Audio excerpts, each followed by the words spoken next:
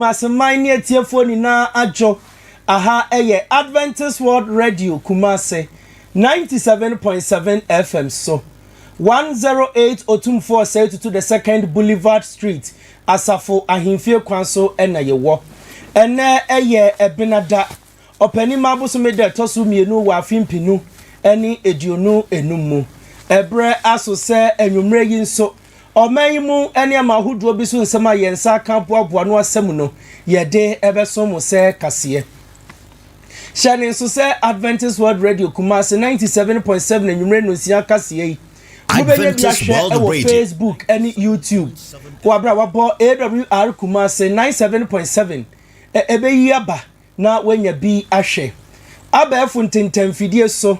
www.awrkumasi.com so no wonsa ebekanyen na wetie yen eya hyene nso se wo betwe Radio Garden ede ato wo phone so App Store ni Play Store ni nano ubetumi atwe Radio Garden eya no wabo Awr Kumasi 97.7 no ede ahyem wo bo hyemu a bepie amwenya bi etie afa Play Store fo betumi atwe Awr Kumasi app no nso ede ato wo tetefone so na wenya yen etie yen Shane nso se enwumre se mebedi kasie mu akotene ebi ene se wosoafo hwapo muden sam so de aba se manta mako miense bi wo ho a wo ba abesi eye ayaresabia kase e de ama wo mu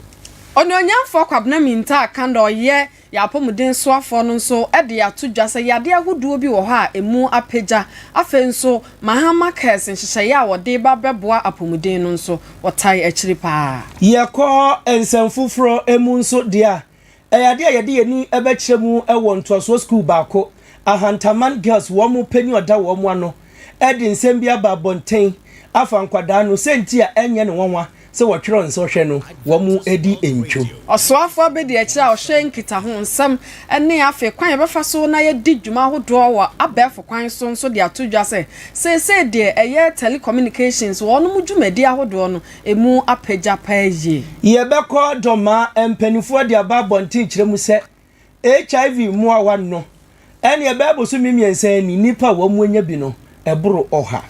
do watch elmunu ye ekua eba ahomasuamu won mu dintintiman se bibia bekoso pepepe opani a woda won ano de atodwa sese enhomasuaso ye no de won na asifam na bibibiara a enkoyie won sohwe ho nso no wo hwe na oyifiri ho ye beko amanone entokwa bi esi ewo Democratic Republic of Congo edan na kofa ntokwai epa ye de emu nkyiremu beba abesommo Omampani Trump wa hia DRC na afi Rwanda empanimfo ni nyina ne se opese wo hwe ma asomdwe fa na konyatena so wei ene ensenka ye bi na pesemakafo yafa bragin konyatena so ye de ebesommo se nwumre no nsia kase ewo Adventist World Radio Kumasi 97.7 FM so Shane so se kase Kenny Rose Internet Solutions Valley View University as Peace Bakery ena afei as P Pharmaceuticals womo ena aso yase a yede kase ebesommo ye nwumre mo beti ye nsi ye kenkan kase edi amamo eyemme dachi hini ni ansa mensa mene abena adomaku redu ye gina we su ni etwa ho tew ye ba ye de kase ni nkyeremu asommo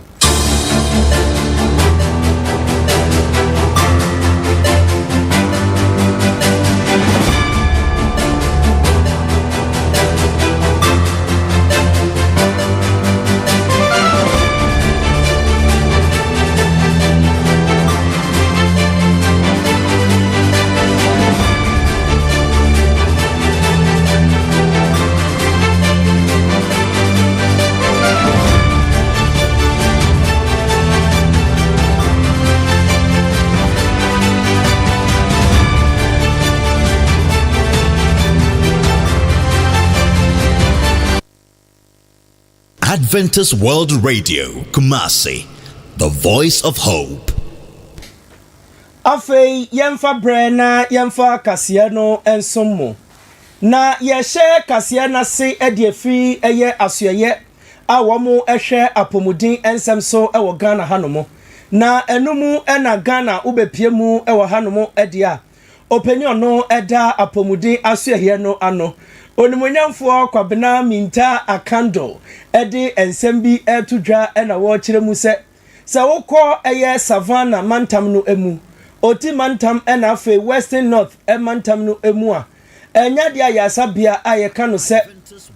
regional hospital no ebi ewo ho odi atudwa se aban no aye nhyehyeye pa wo mu ebehwe aye bie se de be ya mantam yensan ni na no wo mu ebenya asoye ebehwa pomuden ensem so eya yaresabia kese na aboa emanipa ahoden ensem so etumi egina brane yentie ensem a oswafo no eda apomuden ano onimonyamfo kwabena minta kando ede etudwa. We now have 16 regions, and so 6 out of the 16 regions have lived for the past 7 years without any regional hospital. His Excellency promised the good people of this country that he was going to construct 6 regional hospitals in the regions where there are none. Fortunately enough, in 2026 budget, we are going to begin the construction of 3 regional hospitals, namely the Savannah region, the Oti region, and the Western North region. And some 600 million Ghana cedis has been allocated to that effect. So when I say this budget is health-centered, I mean it, and I know exactly what I'm talking about. In as much as we are constructing new district hospitals and new regional hospitals, His Excellency the President has again directed that no uncompleted health facility will be abandoned. We will continue to pursue La General Hospital, Konfanoche Maternity Block, Sewia Regional Hospital, Agenda 111, and all other CHIPS compounds. Don't forget that every district is supposed to construct not less than 2 CHIPS every year, and that wasofo eba apomuden semso no eda asoye na no e Ghana ha onimonyamfo kwabena minta akando ene etini ne se eye mantam yensa Savannah Oti ena afa Western North no aban ebesia yaresabia kese e de aboa apomuden yeda so wo apomuden insamu na osoafo no ene da no sade onua ne kan kwabena minta akando wode atudwa se ba oman Ghana mu a yade ahodo bi amanimu so pa ye wokọ apomuden fo no mbeka ne se non communicable diseases ni nyina ya yade obi ntumi mfa ma obi intam so na ebi no kokrame yade ya cancer afenyoje yade ya stroke na yensa no yade ahodo a yenya wo yensa mu a entumi mmoa emane mmoa adwuma na de twato nso kra ye esikyire yade saa yade ahodo nan amabobo so yade a edi nipa nya de enipa ekọ na nonom ho ewo ensiedo enu nti wade afutu akwa ma yenyina se yenya hweye na yema ya pomuden ho nsem so ehu ehia ye na okasa na okasa se wo hwe yade bi ebi ba wabusua mu a sika twitwiri di a wo behwere ene wo bra ne niema ya wo befam ni nipa no mpo no a wo dane no ntete atete ya obekom no ni nyina ya de ha dwene yi enti yenhwe na yemmo ye nipadua no ban na opani kasa no wo kire mu sanhyehyɛ ya omampani John Dramani Mahama ede ba beboa apomuden hyehyɛ friend sa Mahama Cares no eye nani suade hunu na ye kwampa so enu nti yenhwe na yemmoa na afi emmeye adwuma na ntimi mmoa won mo monya yade ahodo bi asikasem eho akwa atwe ma wo mu no yenti oni onyamfo kwabena minta akandre ba apomuden aso ye oman Ghana we started national health insurance a long time ago, from its pilot stage to its mutual stage to the national nature we have at the moment, to capping to uncapping. We have moved on. We have also realized that at this point in time, the non-communicable diseases are killing our people at an alarming rate, and therefore we are looking in that direction. So another fund has been established to be dedicated towards the funding of the non-communicable diseases. 4 out of every 10 deaths we have in this country are attributable to the non-communicable diseases. So today, we have a fund we call Ghana Medical Trust Fund, popularly known as Mahama Cares. Indeed, our president cares. The Mahama Cares is in full operation at the moment as I speak to you. We have legal, the legislative backings. The board has been regulated, and the fund is in full operation at the moment. This doesn't. Openi a odi dwuma sa pomden soafo ononyamfo kwabena minta akando ne na yekutie yen. Yetwa kasia no eso. Na yede ani akyeremu ewo soafo eba no mabunu a woda womo anomekere onimonyamfo George Opare Ado. Na papai edi nsem bia todwa akyeremu se wo hwe America fo womo dollar womo sika yi bia yedi edi dwumadie ahodo no ba ku bia wode bekwa kwura kuayo ehun ensem no emfaso etumi eba so eye edunsia na tese $1 bia obia besei ewo kuayo ho no wo benya eye dollar no edu ensia $16 eye dollars eno ena soafo no da mabuna no ewo man mu onimonyamfo George Opare Ado kasa no chemu se wei ekire pefe se ewo se ye ma yeni ekọ eye asoye a efa no ekuaye no ho eno ebetumi aboa pa ama Ghana man yesika sem etumi akonkan okasa ena wo chemu se bibia ede di pefe se wudi usika ede kwahye kuaye mu a enya de wo beboka se wudi $1 ekwakonya $16 de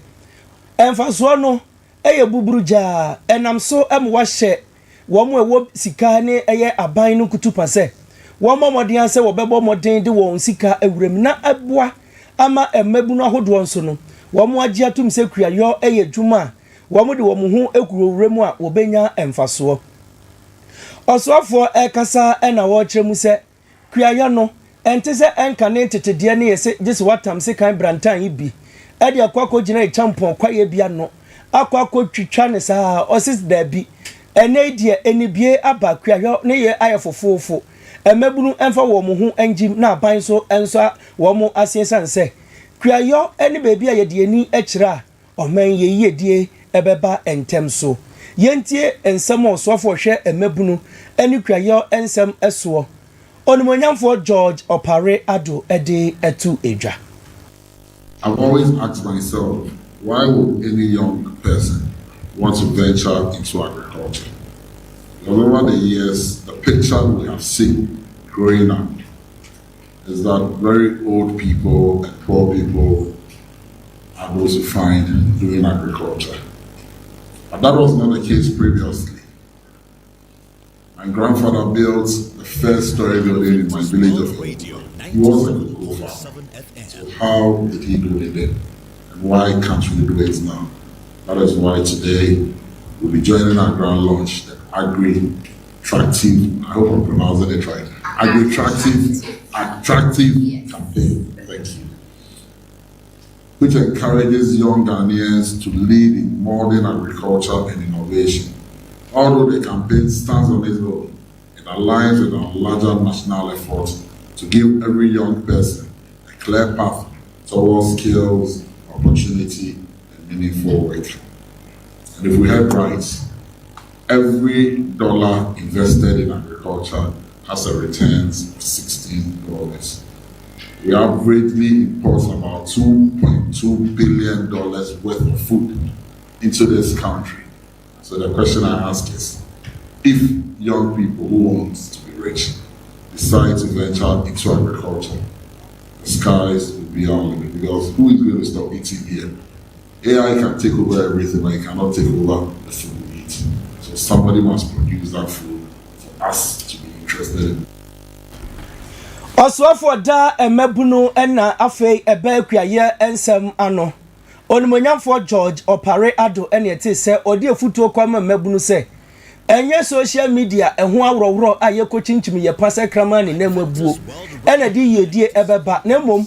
se emebunu de wo mo ho gikuayo mu a ebeboa ema wo mo da chenso esipi esita. Onyonyamfo Mohammed Suparu wono na oba oman Ghana mu a eye amanebone abefo kwan fa so edi nnwuma ahodo no wo ye soafo abedi akire wo de atodwa sesese de ekọ ententan kese no so kwan fa so edi nkita ho no akọ nanim pa yie emre bi no sai wo be ye kọ ana sai wo benya internet a age sai wo furu kube ana wo fra abansoro na wo kodina watenetere wo nsa hwewie mu a na sai nyame ye wadom na ne etomu ba akọ watimi afra udofo bi osoafo isi sabre no na ne ye saade no enne ni nyina agya nkunimdie aba na wode abasobɔ kɔma MTN na afi Telecel se de wo mu data no wotoya na edam ani da hopa te se ahwehwa eye anigisem osa hyebie mu se wono mu a sabio MTN ne Telecel ne ada networks na enya numu aka kye ne monto mobo ase na wono guso a oye nhyehyɛ se de oman Ghana entwe so ba bia wubutu bia na wonso ubenya kwan adi dwuma ewo wiem yentie osoafo yi ne nkyerɛkyerɛ mu a ode to ye ni. Yes, we all agree that early this year there were network challenges that people were complaining. Not only people, all of us used to complain about the challenge. Sometimes you'll be making a call and then the call will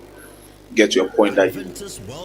find it difficult to either hear the person or the person finds it difficult to hear you. And so government at the time, when I say government, I mean His Excellency the President has directed the Minister for Communication, Digital Technology and Innovation, my boss, the Honorable Minister, to make sure that was resolved. So government took steps to, issuing some spectrums to the telecoms, the telecommunication companies, most especially Telecel and MTN. And so a lot of work has gone behind the scene, and that is why we cannot see that there has been significant improvement as far as the network situation is concerned. I'm talking about the quality network situation. And so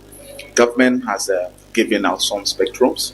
to the telecoms, and they've worked on that, and that is how come we are seeing significant improvement as far as the quality is concerned.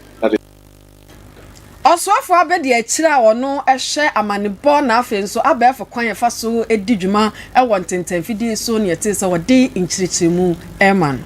enche ye bia enenye enkwada wo mo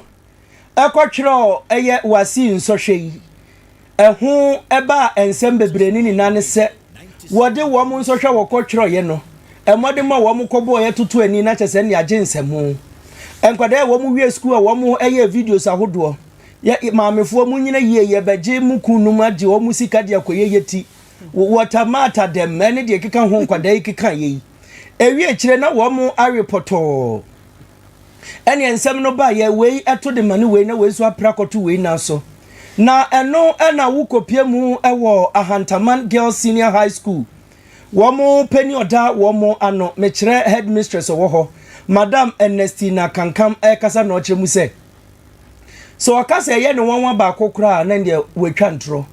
nini na ne se ye de akwada bi ba suku ho no mu a ne BC no onya aggregate 14 yesi akwada no wontwero ni din pa akwada no entumi antwero ni din no na akoye awreho sempa na eno ena mami kasa ena wo kire mu se akwada wenya aggregate 14 pa ye de na ba into aso school ebesi dan pa na ono ani din anase ye bema no eye adwumabidie se wondia wontumi endi ema enkyresampa wono a ene twroye na enumu ena mami kasa no chem se ene wo mo hyeda epi akwala no a senka wo bebisa ne se o eba ne se na unya 14 na wo be aye a ensohwe aye twroi wontumi ntwro na wodin kura ye din eno ena headmistress a no wo Ahantaman Girls kyeremu se wo mo bo ababa wa no bo no se o enokre se midi mitisu ade pa de kaskala menya de kyerɛkyerɛ ni bi ana gye me pen no edikosi me paper no so etwero ni na ene ono ane nsa no subjects ni na ono ane twero ma me a minya aggregate 14 a me de eba school ha no mo eno ana ma me kyerɛ mu se saade we koso a ebesi den ɛna ɛma yɛ ma no wɔn kɔtwerɛ ɛyɛ wasi nsɔhwɛ no a wɔn ɛndi ntwo nkwadaa no apɔ no ɛnyɛ wasi hɔ nko a wɔn de fi basic hɔ na ɛba beebi abena kyerɛ adeɛ no wɔn na ahyɛ nkwadaa no kutu pa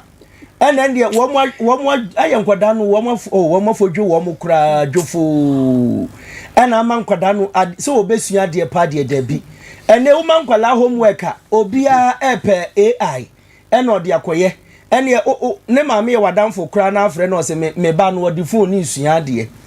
textbook da hɔ paa nanso wɔn mfa nsua ɛno na madam Ernestina Kankam no ɛyɛ headmistress ɛwɔ Hantaman Girls Senior High ɛkyerɛ mu sɛ si yɛpɛ sɛ yɛtu saa nneɛma wɔ yɛ ase paa deɛ a yɛnhyɛ aseɛ mfamfi ɛyɛ nkwadaa no mu basic school hɔ ɛhɔ ɛna wɔn ɛde apɔtwitwiridie ɛtwerɛ BEC no wɔbɛba SHS no na biribiara ɛni ne tiri mu a ɛmboa ɛma nsɔhwɛ no nso wɔn endi mu nkunim yɛntie Ahantaman Girls wɔn penny ɔda wɔn ano madam Ernestina Kankam ne nsɛm a ɔka de fa nkwadaa akɔtwerɛ wasi a wɔn arepɔtɔ no ho. I have a particular example of just those who wrote. You know, a student that came in from BEC with aggregate 14, who couldn't write her name. Wow. Yes.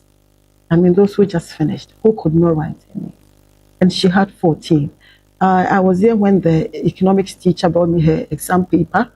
And when he came in with the academic assistant, I was like, this was a problem. So I thought there's something serious. My face was like, they came, madam, this one, we can't solve it. So they handed over the paper to me. Scribble. She had scribbled. I mean, she can't write a single sentence. Wow. Correct. But she had aggregate 14. When we had delved into it, according to the teacher wrote it for her. Of course, she couldn't have written that herself. Because, I mean, Apo, you should have come in with something that somebody adds on, then you produce whatever. But with this kind of performance, somebody who cannot even write a name correctly, it meant that it was written for her. And she confessed that teacher,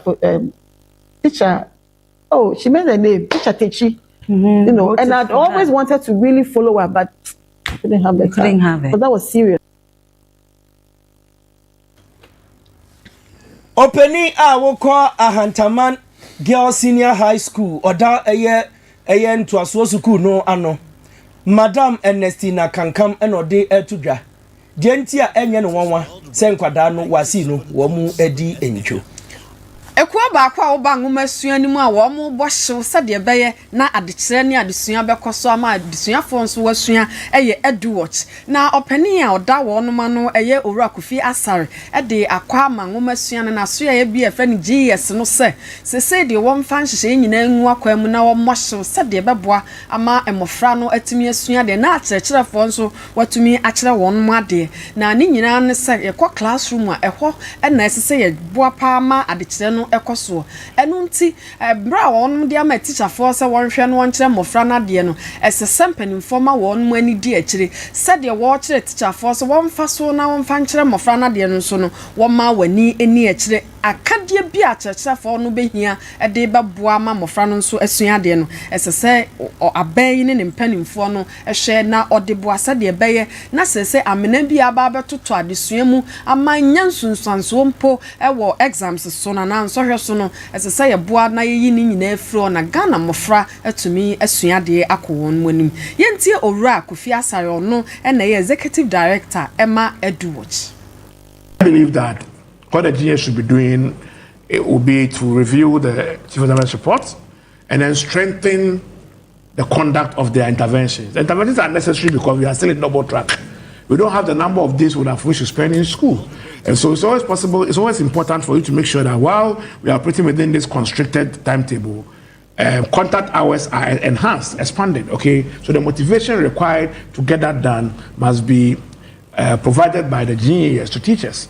And then directed towards the areas that are seen here to be the areas where there are deficits, not only in maths and social studies, but in all the subject areas. Okay, so that the teachers are able to identify the areas, the loose points, and then strengthen their teaching and, for that matter, learning in those areas. For me, that's very, very important. I also want to encourage the GES and WAEC to continue to work together to enhance the quality of supervision. I'm happy that WAEC admits that we are gradually improving the credibility of WASI. Yes, we shouldn't be distracted by the politics of it. It's important that we continue to strengthen invigilation, clamp down on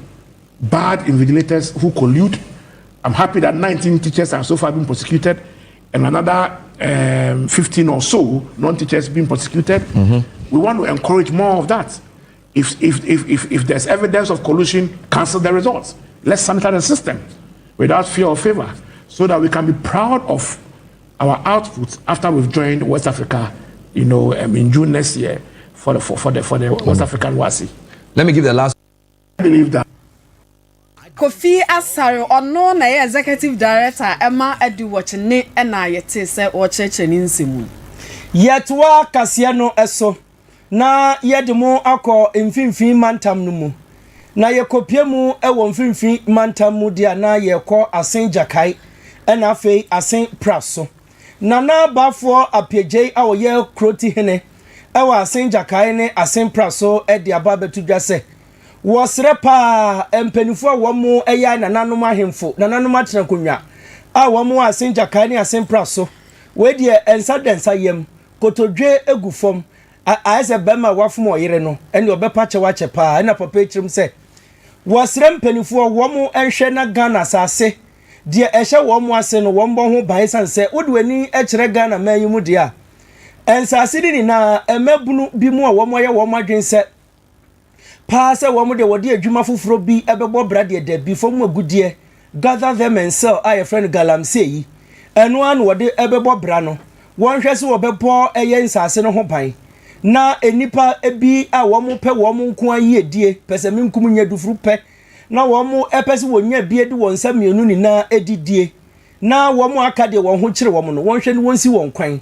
ema wo mo ekwan bia se won bra na wombe galamse ni bi ewo asen jakai ene asen praso na na kasa na ochemu se womo ema asase no hu ehia womo na mpanifo ewo ho bo asase no ho ban a ebeboa pa ema enipa womo ho no woma brabo akonkan sanse yesei ensuo no kwaye na enipa ho be kire womo na momsi ebo asase ni ensuo no ho ban a ebema enipa eho adwe womo yentie ensema na na bafo apje kroti hene awo asen jakai ne asen praso ede eto na nom atena kunya wo mu anim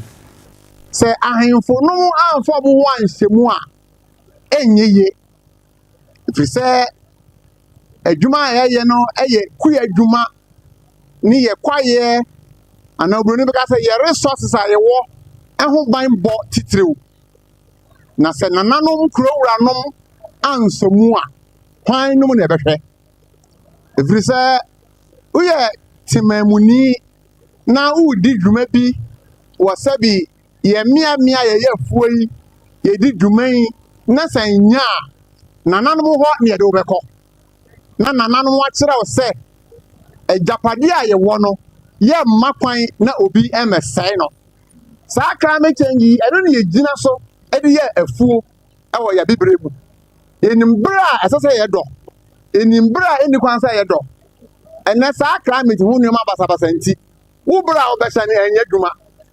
wo nu se wi abebo no wa hyewafu apebo nu se beto kese sa nyoma no hu so ehun tokwa ena ya ko a ebedu sam pempensoi na bafo apje kasa wieye ena openi Elijah Pal wono nso wokọ eku aye from collaborative resource management unit womo ena kakum eye national forest no wo hwe se obebo ho ban se de be ye nipa bi entumi etu womo ani emfa ensi ho nso enkosei ye forest ya eno ababaye tourist attraction kese nkofoko hokobo womo ani akohoma papa no nso edi nsem bi etudwa edefo galamse wosusu se ewosi yetu ase kwakra anyasa ebeboa ema ye niema ye woni na asei ama nchirima enso wo mo ho akire wo mo yentie openi Elijah Pal enso ne nsem a wode atu edwa. We wish to solidarize with you on this very important milestone and also offer words of encouragement and motivation that you are not in this journey alone. We will work together on this path to make sure that the intended achievements that we foresee in the next 5 years are achieved through our collaborative efforts and with partnership from NCRC and their very judicious collaborators. Tinananom a pure forester. Ne watch wa echo jail straight and spend years now, not less than 2 years in prison. Ejumedie enye bibia keke wasi yankasa yammo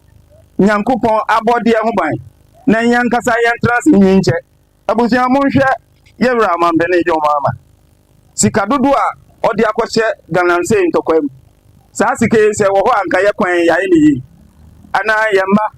anka ye skui you abesi bi wo yempeso enti ye besere moma ye nyina yafa ye support emmoa ye nuanom krimafo Yako eye asin jakai enafe asin praso openi Elijah Pal Mr. Denise Nuabukai ena afe Honorable Stephen Kobina ena wamo ekasa ye edi efa se emebuna wo ho no wo behwe yie pa afa galamse nsensemo se de beya wo betu ase na openi bako no ko twefo praso sub camp hospitals intervention area wo mo ehwe se bebi a ye ba betu galamse no ehun hia se yetumi si kwan anase e makwan ema enipa no etumi etu mekire openi ani din ede Anthony Nana Akwa eno no so ede to Nana no mahemfo ne Nana no matrankonwa wo mo wo asen empotamu ho ni na se wo sre wo mo a wo mu ni na amfa wo mo ntoma mbo ano wo mo anu nko benkromu emra bonten beka se galamse no wo mpene so e wa asen eye wo mu emansin ene ne mpotamu ni na se de beya wo betu galamse ya se na ensuo ahodo a wo mo a etu galamse esai no watumi abɔ ho ban na aboa amanchirima nso enya ensupa anom yentie ensem openi Anthony Nana Akwa enso ede etudwa yehwe yensuo yekwaye yasase na ye de toto enkrobia mempese mebobo mudi a yehu se galamse ne ndia mekosu yetuka basabasa foto dia ya die kuo de ye kan pin se yempene se politicians ye bibia o kwanso a sabe sama yo to no enye omo no mote ha omo de omo ba be ye no mako ntie mo omo kwan ntie nyina ya to ntoma bom ye nkotoa edonu enum a efififo kapiase a de beka eye tofo paraso no ya kan intam de yempene madam indama no embado wa bra mijina hoda me chairman mede mahon sempene madam galamse anade indama bia ode basabasa ye baba yentumi yambo kwade ne japado ba no so ombado ntabre na bre nyina ye kire na nanom no ekwan a anade ye kire nkwan ne mfaso a ekirima no se yetumi kɔ saa ndeme ho ban a omo so benya ho mfaso na ye ankasa nso yetumi nya ho mfaso nti na omo kasa Elfinfin mantam eye asen ene ne mpotamu na nanom mpanifuo ne mpanifuo wo mo edwen Ghana man ho ene wode wano di semato dwa se galamse de esei o man enti wo mpene ema ebi enkoso ewo ho ye de ani chrem atifi mantam na ye kɔ honom de na ye de ani achrem ewo tamale aposifo atu anamo abo adwuma amenam so wa kire enipa makomako aduasam yenu a wosusu sep atutwa sam ne nebone a ekoso watamale ho no won hu hyemu bi na ASP Bawa Abdul Jalil one ne mpanimfo ne tu saa na moyi na wokoye no okoko hu opani bi a yefa ne Sheikh Bashar a ono na ye pani a ono da Masjidul Bayan ano ekuo ba kwa no wo ho anamontu yi koso nre ya na utu saa na mo no okoye na one mpanimfo di nkita ho no obi beyi won ma asutire se wonfa wani enkyere mo bia bi efra aboabo forest aboabo kwaye ketua bi ehye honom na ho na sabi nubone ene atutwa sam ene ne bone nyina ekoso ho aposifo yi kɔ honom a wone nipa okoto wo mo no etutu atu adane enam so ema nipa ba akɔ wono ka omanfa wo hono eto anananom ewo ensiedo na efiri wono wode wani kyerɛ nso bia bi fofrɛfrɛ sanshini gu ɛhɔ nso okwachi enipa ne bi enti nipa wonum free aboabo ene bia yi ameka yi no ka wonum bomu a wonum ano ene so aduasa mienu no na wodi atodwa se di aposifo ene bambo adwuma eku e wo man Ghana mu wonum ani abre papa ena nsa afi kwa wiye na ebinum eba abedi womburo nyani nti no enipa bonfo ama wom homene so a aposifo nso se da wompene emma ne bone ene atutrasem enkoso wabra afi ekọ ne wiye Etiefo aha eye Adventist World Radio Kumasi 97.7 FM so ene eye benada opanima abosume de tosumienu wa afimpinu ni edionu enumu enwumre no nsia kase ena yede esommo na ye kobu no mantam no emu na yakohwe de esi wo hono mo de a enei se mobeka ya wo enra ye kase ne anope ye de betum anim se HIV AIDS moawa no apeja ne homene so pa na yakobo no mantam no mu a openi a wono eba no HIV AIDS ho ensem ewodoma central woda ano openi Gideon Osei e de atudwa se HIV no se de apeja ne homene so ewo wo mu mpotem wo no wodwene ho a wonte ase na ote ase nso a wondwene ho ni na ne se emebu na ewo ho fi enkwada wo mu wonfinhia edu enan ekopem eye edu nkron de ebeka ni se tintinfo no womu asori ebru edwaman pa medwaman kure su fiu pa wo hono mu anya asem ketwa na de ye ne yakura ne se enkwadai womu nsuro nyame no womu ntie futu nka womu ehyesu a womu nhye socks ahoban bo pa de enkwada na efa womu ho openi kasa no chem se enkwada no de womu ni ma ne se mameduru amenyem nemom se wom bebo womu ho ban pa se wonyai endemu yade de adabraka emfa womu ho kura se womu emfefro nko ade a ene emfa womu ho eno na papa dia tuja se efi October busume no ede ebepem eye obubu busume da no ne da na etoso eduasa no enkwada womu womfinhia edu enan ekopem mfinhia no edu enkro no womu mu mako oha ene eduanan enum 145 ena womu yebeka se new cases womu enya HIV emowa ni bi eno enam so emampenfo womu wodoma womu hwadwiri womu pa awasi wedie wosomu a enye yie openi Gideon Osei ede ensem bi etudwa efa sede enkwada womu wodoma ne mpotemu ebru edwaman a enam so ama HIV no kwa na ekosoro no ordinary disem etudwa yentie ensem a openi Gideon Osei ede etu yanim 1st December World AIDS Day. Yenim say yare no de back ese pa yenem yenye fi nem. Data ye wonom ye hu say emofra pi na na won so onya yare ni de enya nkwani mu wodoma mensinim. Obu akonta say wo Ghana nyina no bono na yedi nkan wo HIV yare no. E kan ba bi yare ni wo pa ye bono manten. Nanso ye ba bono so a doma so yenso yare ni nya nkwani mu. E say de brofocus wo kan prevalence no wodoma ye da 2.03%. Na de ni brisem wo asem ni mu say de odi nkan obono nyina ne yedoma east na ono so omo benye pe kwa kasi yenuanom no ye no na egoro ndi so omo adi nkan ye chese ye nso so dachi bi no ya nhwe ye nso ye betime adi nkan ama na yi enu nti na ese ye boye ho ban yi problem ne ye nipa dodo a enya yare ni bi afibia akontabuo no mi hu se enya nkwa animu afibia sense wo 2023 no edipa enya yare ni bi biche new infections wo sa 2023 afinim na ye nipa 140 na nso do 2024 no 140 no enya nkwa animu bedu 207 o 2024 Munezi hu se enyankwa animu kesepa enipa enya yare no fofo 2025 a say ye kase from January kusi October bosumi data e watch say enipa enya yare ni bi odoma ye 145 nti hu se aka 2 months ansa na afena ba wiye nanso ye head trend no a echese bosumi bia etimi enipa be 30 mu enya yare ni bi nti se toa so echese anhwe ya afi ye be san afi etwa mu die no enu nti ne hia se ye de ne magu akwan mu na ye boa na ye nsise bitimi aboa me ya bre yare na se ti ye ntu ase mpo a anye ye kwa new infections na de ye be mana kofom kura openi Gideon Osei kasa wiye no ene Madam Mariam Al-Hassan woko doma ahin krodia ye be kasa public health nurse for no wono ene kasa ma omu no ho kyeremu se sa eniema we a AC ewo ho no asefem pa na enkwada wo mu wodoma ene ne mpotemu no nyinsan de wo mu fa ne kwa eye kokodi ma wo mu eye ni na wo mu anyem eno era mami ede atudwa echemu se wo afi nko amu no enkwada nketenkete ebeka say teenage pregnancy akoso ewo doma no enkwada no ahasa ediokron and 394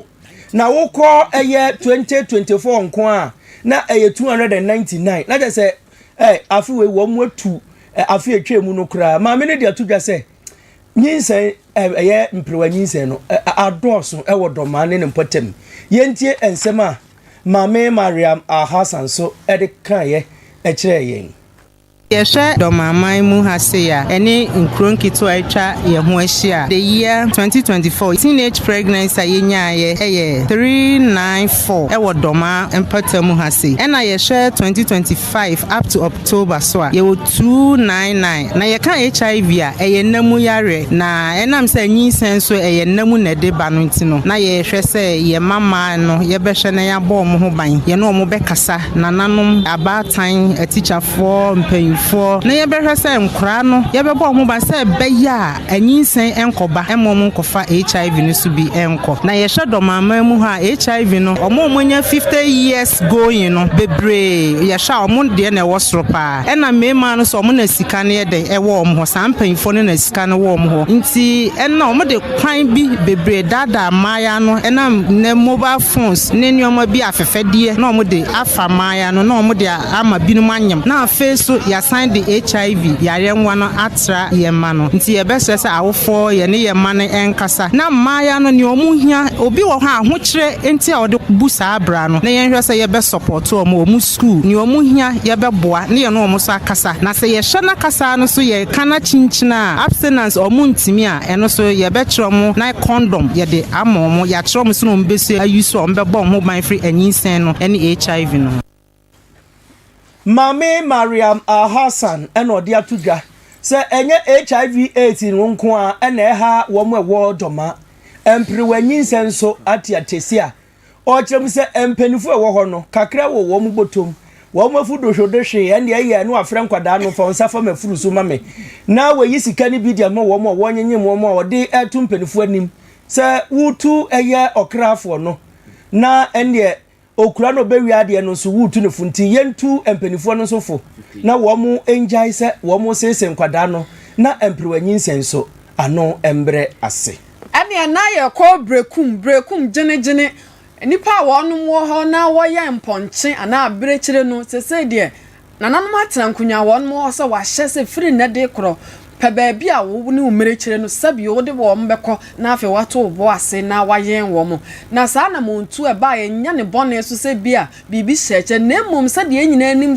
su a merekire wo mo no omo ha adwene papa ye na won mo ye merekire ni ja won merekire mfa wo mo mubom emma won aduane wo ja moy konkrofo mfuo mu konkrofo fie kodin samone ahodo nyina bi saa saminti na mpanimfo a won mo ho no ahye se wo ye obi wo ho na face wo ye ya breachire a tabiri wo merekire na kopebu baabi kura na fa won gum se de be ya won ma wo genegene so asumbadwo mo na asami bato abonti na nipa bi a won eka ho bi opani a di won mo anim eye owura kumi kwame di tu dwase kwan we so de empanimfo mo animu aso won mo gire a enye ye won mo ne wo nya adwene firi se emerekire ya na won mo ye na o maton enya sikateku ana simpo a de abo won mo dada brabo enu ti so hyesa won pese obehu se obi eyan abrekire ewo genegene wa ene na de ohia pa na beba won mo a eye sa akua yi so a wo sere nananum atena nkunya sa asem we die sabi wonye bibi emfa ho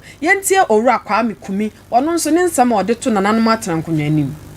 Brekun Traditional Council say omo be chimponchi a omo waji gene di ananso maya de krata akoma ABC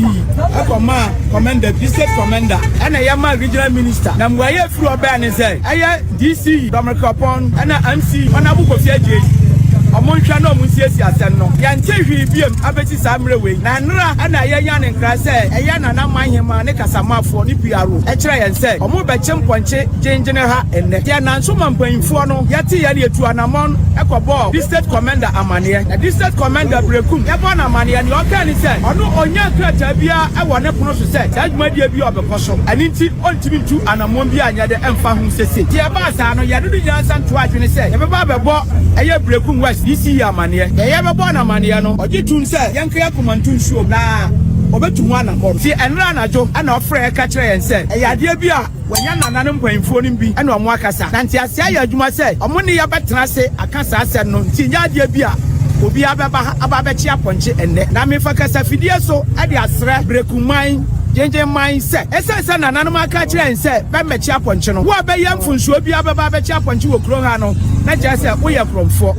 ti amanfo no age atu se be so be betwa ne ye ne nananem be ye be ka nana ne kasa manfo no kasa no o kire bibibi se asuo kura ne o so no de se o kire aponche na yeso ye jenjine ha no ye nsum asuo kura ti mesre se ye nsum asuo kura de a ye ne nananem hia o mbe kire de nti a ye nyimfuro ye yi na eyi a ye mo aso a ye yi so na nye yi a ye mo aso a de ati Ora kwa mikumi a wono ka nipa a wono eyan mu a ye mmirekire nananom atena nkonya nhyehyɛ a wode aba no na wode tu dwa sɛ kwan bi so no wone mpanifo yi anya adwene Etiefo ha eye Adventist World Radio Kumasi 97.7 FM so enwumre no nsia kase na yede esommo na hyɛne so sɛ kase etwegu ewo Facebook na YouTube Awr Kumasi 97.7 Sanso ena woko abefu ntintemfidie so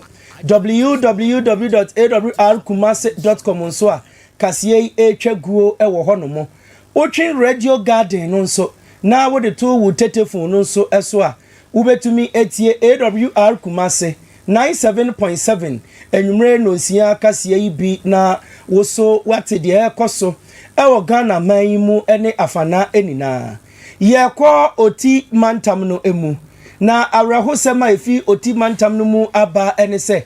ukopie mu ewo kejebi azato mekire wo mu ento aso suku ewo ho no eyade a baby a mema no dade taka ne se boys dormitory no eja eto ho no mu ende na enya asem keto kra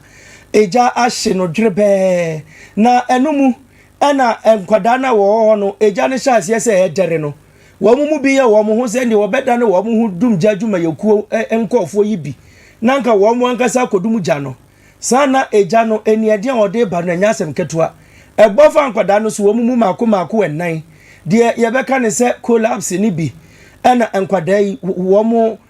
na ekato ne brom na nyasem ketoa kra wamu da ne totofom empenifo tumi bo wamu nsuo pa eboa ya ema nkwada ni esan esore eba enkwam nanso wo mu dormitory ho de ahye kura na eno ena mpanifo wo mu da school na no e de aba bonti chem se we de wosere nkwada no da so wo school mu form 3 fo wo mu usua de me junior wo mu betro eye wasi nsohwe enti aban enfo nani enkyeremu e wo keje bi azato no wo mbeboa na wonsan ensi wo mu dormitory no emfa ensi wo se de be ya adisuan so ebetumi akonka na hwe nkwada no a wo mu ye wo mu hu se dumjafo no ekaka kra bi na so nyankropon eye wo mu adum kwada mako enan wo mu nina esan enya enkwa asemboni bia ensi ewo honomo ya ba santimantem haya na asantimantem kropon yi opani a oda no eye owura ofori Richard odin hyehyɛ bi aba abonten sese de Kumasi monten so titiriw ani kajetia ne adum honom no miamia hodo bi a ya na mma ne mema wotena na odi wondwa no wobɛhwɛ ama wonum nyina akɔ miamia foforo amanam so afi kwa wieye nipa edi ahyemfire no obetimi adi wonnwuma ahodo mu ne nkofa ohaw bi ama na se anamonto yi bekoso no ntino wadi kan afre bambo adwuma ikuo no mekire asrafo no edi wonum atena se ne hyehyɛ ahodo ne mpanimfo bi obɛka ne ho na watu saa na moyi ode ne nyina afi atudwa na ode tudwa se nyesese bio anamo na wotu na nha no ɛha no nanso sa wanya ne saa enye yie afi kwa wieye ekrom abo ape so na de ba kwa ha dwene kra ne se enam se nipa no bo pe suru nti efi pa na edokro yen nti wo hyehyɛ na afo bi atena ba bi kama ne nipa timi di akoniaba ebetumi aboa ama Kumasi titru kajetia ani Dubai ho no hyehyɛ amapa ebekoso enu nti se yetia wo na so wo kwan bi so se sorry free ba bi a wote na sabi eye ni yie mu a na ye pe Kumasi man abna wafa ho na nsen ofa ho ache ho ene kofa ho oba obeba be kan bibia kire me de me nka hwe de me kan se kofa ho ombebo me on obi ambo man kasa enka sem hyema no ana ehwa ye fe kokofa ho Kenny Rose Internet Solutions na Free wo hostel no ewo Kwame Nkrumah University of Science and Technology ana KNUST Kumasi Technical University KSTU ehona wo Christian Service University Akenten Apia Minka University of Skills Training and Entrepreneurial Development Amstead eho na wo ana mebunu enemaka Amstead na mamu Garden City University College GCUC ehona wo Ghana Baptist University senior u hostel no ehona won kwa dia Kenny Rose so be internet free of charge ede amamo said e be ya adesua e be konkan ose mo mfre no wa homa trufo yi so 0208 2810 Kenny Rose Internet Solution there eba ni internet nsem dia oye number 1 Wasi abe wo pesua pon mapa oba ne certificate ni mu beye dru afa wani kire mu Valley View University eho na ebetumi aboa senso ye wadwuma dada na wagye ntetie ni bi wo nwomasua mu a na wo pese wo de ebi ka ho afa wani kire mu wo Valley View wo ye nurse ni wo ye okirekire ni wo ye adwuma o bank wo ye sofo na wo pen wo sra papa de a fa wani kire mu Ghana ha ankrankresua pon no Valley View na ehwiri edikan wonum ye dwumadie bi asua pon ne a wa abrochire no o my Ghana woye ni nyina bi betumi aboa ama o certificate ni mu edu Ghana ban ne nsa ehye Valley View asintu certificate no emu edu paye fo ani kire mu asante mantem ha odium eho na Valley View University wo abefo ntentan fidie so www.vvu.edu.gh ombetimi no wadi kasubom so pesa wo fra won wa homatrofo so na ubisa won nsem bi e ha ubi a ene na fra homatrofo edidi so 0265 818266 0265 818266 afei 0244 225321 0244 225321 wo honam eya wo ya tutu ene e wo koda agi mejeme ho anje wo hia painkiller Aspimore X Aspi Pharmaceuticals ene dia badentemofo Aspimore Plus impenifo paracetamol syrup eye enkoda no edia wo moja eso ate wo hia moja dro papa hematos enso eye dentemo Aspito impenifo Kindervite eye enkoda ewa ena wo bo Koda cough eye dentemofo dia adult cough ena fe kinder cough nso eye enkoda wa pia tete mekire appetizer na kofom ene wo hia aspidine ebema wadan ni yie yenroi open duduo mu a Habmay Oson's Chemist Danny Farmer PFA Pharmacy Waterford New Road NA Pharmacy Patase Kisal Pharmacy Ketia Costa Pharmacy nso KJtia eho ena Aspi Pharmaceuticals Limited in Roni ni nano ubenya ne duduo mu na wato wo pese wo ni edi dwuma na obetu ewo ye honso de ye wo ejeso asaman friend wa homatrofo yi so 0559 90 0559 408 555 and I say 0244 035 328 Aspi Pharmaceutical Limited dear ya pomudin ho nsem ehia ne pa Aspi my nranom no na wo my bibia de ya fire num enu nti Aspi bakery sibra na wo no be ma cake bia say ya fraud de afa anniversary na wudie why graduation and a upe cake afa wudi wa woda apunto bia bekoso bia no Aspi sibra wo no be ma cake pepepe design a open wo no be ya ma bra obe ma obi afa nkwada no so wo no ma woda na ya ne ntwa wo no munya afa cupcake bento cake ya hudu biara no Aspi sibra no be ma obi say de wo kwa wo no be fete de mereche na asikire na wo na ma na sa wo pa wo di kofi awakwa akoto ye nei da wo be ye udwumadie no wo no betimi agina so aye cake da ade ama ene gisam no say odokota mu a ene da Aspi bakery ano eno nti nipadua no de hia ena wo de be ko cake nim ama wo nso wadi a wanya apomuden hwehwe Aspi awa amakom Kumasi Technical University won mo pono kase no eho ena won mo ani di enhwanimu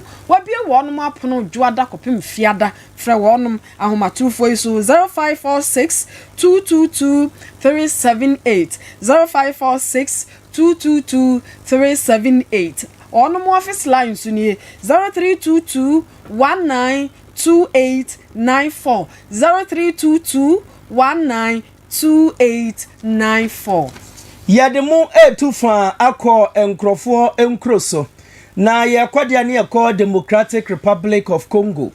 M23 womo eyekuo bia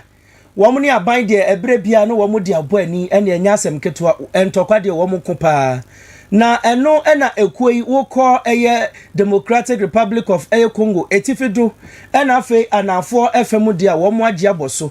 enei eyade a womo ne aban no asrafo a womo esum aban de eboani ene wukopie mu ewo South Kivu a no ewo Democratic Republic of Congo no na enya asem keto akra na eno mu ena wokọ biaye bi etise Katogota, Luvungi, Kasiba, Huet Plateau, Chivanga, Hombo, ena afi Kasika, Imwinga wokọ sabia ye ho ni nadia enipa wo mutuo ni na edwane ni na ene se M23 fo yi kan wo mo ho ene wone aban empanifo ene asrafo no nso edikobo ani M23 no peni oda wo mo no Bertrand Bisimwa edi atudwa se wo mo de wo mo ye wo ma dwese nko wo mo pasumdwe wo mo hu ya ne se aban ama na posifo ne na asrafo abase wone wo mo emfa embebo ani ena wo mo openi ono ekasa de ma M23 eye ekuo no Lawrence Kanyunka enso edi etudwa se wo mo to wo mo nka bi nhemu wo hu yense nipa wo mo ye adwuma de ma ban me kira asrafo ne aposifo ato ahye wo mo so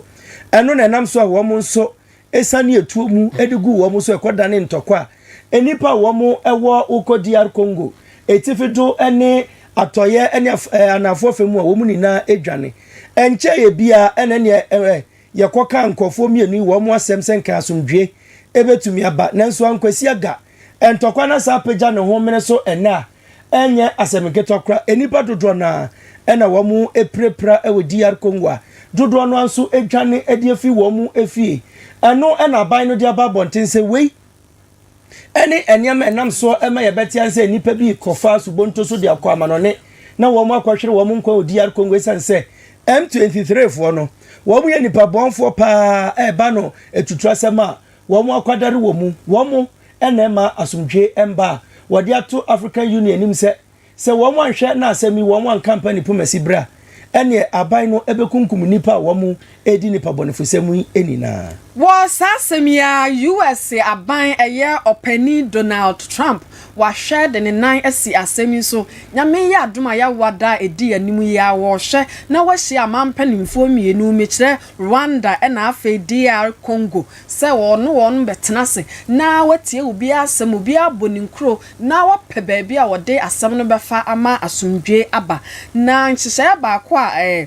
enkrofo ba konso ede ato dwamekire DR Congo wonum se ansa na wo mo beje asumdwe bu a opani Trump pesa wonum mienu enum ni tum no M23 wonum atuturafo kuo no esese yeyi wonum nyina ede free Rwanda anya saade ne esabio asemi a opani betena so akan ebe ye hurodo hurada nsem yegusu wa atweyem se nyame ye adom na omampani Donald Trump wone DR Congo ene Rwanda hia na se asumdwe bu a ebetumi abamudia ene na yede beto yetifo ani kasie no nina esi etiefo ha eye Adventist World Radio Kumasi 97.7 FM so 108 Otumfo Osei Tutu the second Blvd Street asafo ahimfie kwanso ena yewo enwumre no nsia kasie ene ebrado panima abosome ne da etoso mienu wa afimpinu ene edionu enumu wunya bi ehweye ewo YouTube ena Facebook Awr Kumasi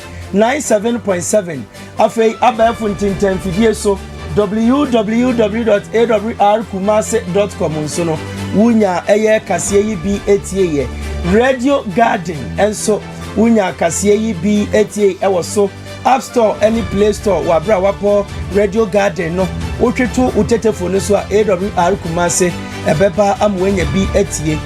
Play Store for so Awr Kumasi otwe a wobenya bi na watie enwumre ensemedi kasie mu akotini ebi enese wosofo a ono eda apomudia so ye na no onimonyamfo kwabra minta kando ede ababonten se wokọ Savannah oti ena Western North mantam no mu a wɔn mo besi ayaresabea kɛseɛ paa na aboa ama pomudensɛm atumi akɔnkan. Ɔsoafo hwɛ apomuden ho nsɛm so ɔman Ghana mu nso de kɔkɔbɔ ama ɔman Ghana nyinaa sɛ yadeɛ bi paa emu apagya ɛyɛ nwodwoɛ yadeɛ ɛna afei kokora masikyire yadeɛ ɛne yadeɛ ɛyɛ ana ɛka yɛn nsa no emu apagya enti yɛn nyinaa yɛna yɛ ho so. Saa nso ɛna yɛkɔ Ahantaman Girls Senior High School wɔn headmistress mekyerɛ Madam Ernestina Kankam so de ato dwa sɛ yɛpɛ sɛ wasi nsɔhwɛ no nkwadaa ne di nkunimu a ɛne basic no akyerɛkyerɛfoɔ ne apo ahodoɔ nkwadaa no wɔn de kɔtwerɛ no yɛnhwɛ na yɛntu aseɛ mfiri hɔ no mu. Eku aba ngomasua mu a wɔn mo bɔ hyew na wɔn bɛhwɛ sɛ ngomasua betumi akɔ n'anim mekyerɛ Eduwatch ɔpɛni ɔda wɔn mo ano nso de ato dwa sɛ ɛsɛ sɛ GS abe ɔde nhyehyɛ pa edu akwam na tumi aboa ama ngomasua akɔ fam no emu asa apagya. Yɛkɔ dɔmaa ekohu sɛ HIV/AIDS mmoawa no apagya no ho akɔsoro paa ɛna ndiɛ nam so ɛma maame baako Mariam Ahasan de ato dwa sɛ mpanimfoɔ a wɔn wɔ dɔmaa ahenkuro ne mpɔtamu wɔn kakra bɛdi wɔn bɔtɔm ɛna wɔde daadaa nkwadaa ɛde HIV/AIDS ɛma wɔn ɛsan ɛnyenyem wɔn. Yakwa tamale ekohunu sɛ aposifoɔ abɔ adwuma ne nam so ama wache nipa aduasa mmienu bi a ɛba atutu asɛm ne ne bɔne ho nsɛm so wɔ hɔnom a wɔnom edi mu ntintiman paa. Wei ɛne ɛnsɛnkaye bi ɛna pɛsimakafoɔ ɛnɛ nwumrɛ yɛtena ase na yɛde ɛbɛso mu sɛ nonsia kaseɛ ɛwɔ Adventist World Radio Kumasi 97.7 FM so. Ɛnwumrɛ yi a mote yɛn kaseɛ yɛde kaseɛ ɛbɛso mu ɛyɛ me. Dachi hene ni ansa mensa mene Abna Abdomakun Redu Yamamumo enitia adeshe.